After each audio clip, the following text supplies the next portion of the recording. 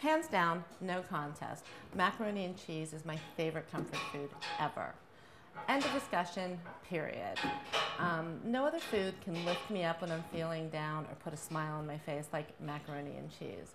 Today I'm going to share a recipe with you that first debuted on Throwdown with Bobby Flay a few years ago.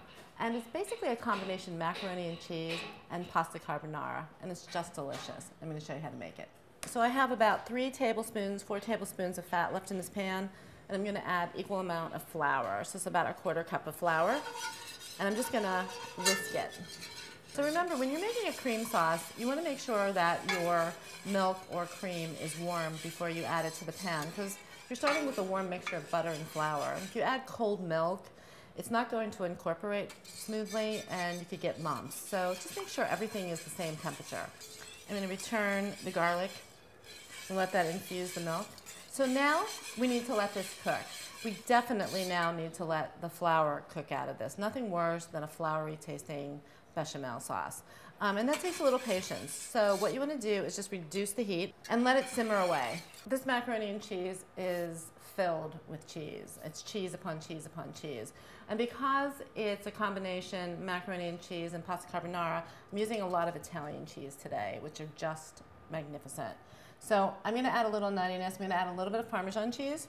And then I'm going to add some cheddar cheese, which is the American cheese that I'll be adding to this. I'm adding Fontina, which is a cow's milk Italian cheese. And then I'm going to add Asiago, whisking it in.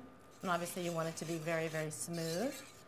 And then the last cheese that I'm adding, just for texture alone, just for some creaminess, is some provolone cheese. And it's just basic young provolone cheese. So now the cheese is melting beautifully into this cream sauce. It's just delicious.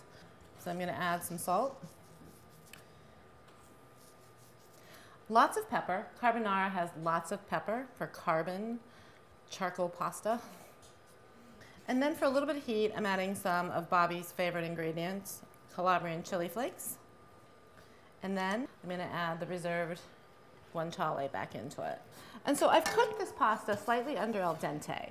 I like all of my pasta, whether it's in a macaroni and cheese or whether it's a plate of pasta carbonara, to be al dente.